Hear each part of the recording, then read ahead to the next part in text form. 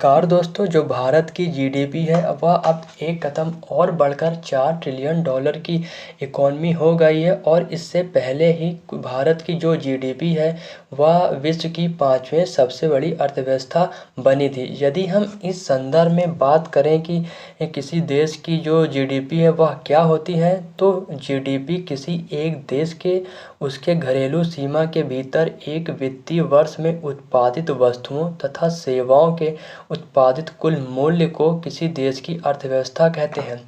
अब दूसरी ओर हम अगर यह बात करें कि आगे की वाली स्थिति में भारत की जीडीपी में क्या देखने को मिलेगा, तो इस संदर्भ में संभावना यह भी जताई जा रही है कि जो भारत की जीडीपी है वह 2027 तक तीसरी सबसे बड़ी अर्थव्यवस्था हो जाएगी और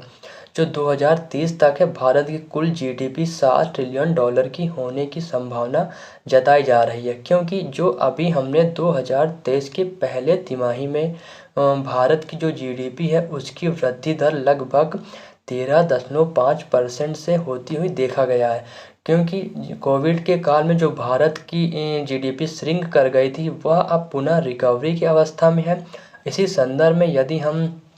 अन्य देशों जैसे कि अमेरिका हो गया, चाइना और जापान की वृद्धि दर से तुलना करते हैं, तो जो भारत की जीडीपी की वृद्धि दर है वह अत्यधिक गति से बढ़ रही है। परंतु जो भारत के सामने जो समस्या उत्पन्न हो खड़ी है वो यह है कि जो भारत की पर कैपिटा इनकम वो अत्यधिक कम है और इस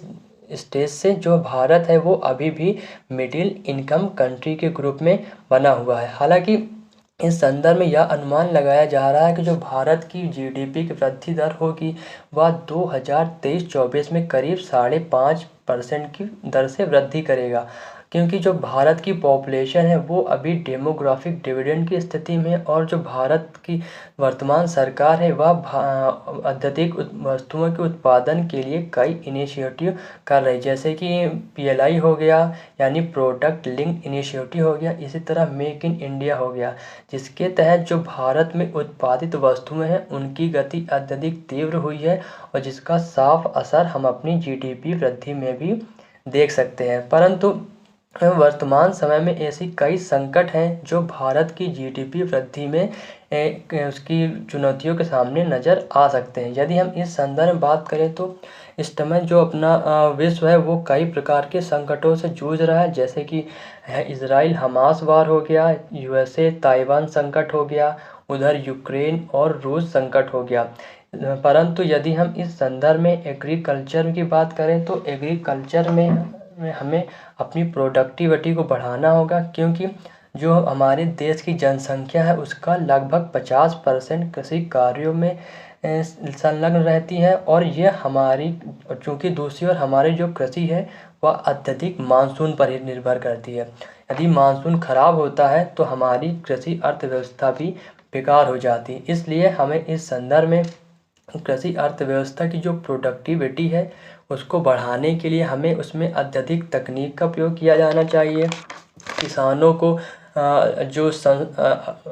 टेक्निकल है उसको बताया जाना चाहिए और उसमें जो वैज्ञानिक यंत्र हैं उनके भी प्रयोग को बढ़ावा दिया जाना चाहिए। दूसरी ओर हमें इस बात को भी नहीं भूलना चाहिए कि जो जीडीपी की वृद्धि के लिए हम अपने पर्यावरण को हानि पहुंचाते हैं, हमें उससे बचना चाहिए और हमें किसी देश के सतत विकास पर ध्यान देना चाहिए, जिससे कि जो ये वृद्धि है वह दीर्घकालिक और सतत बनी रहे।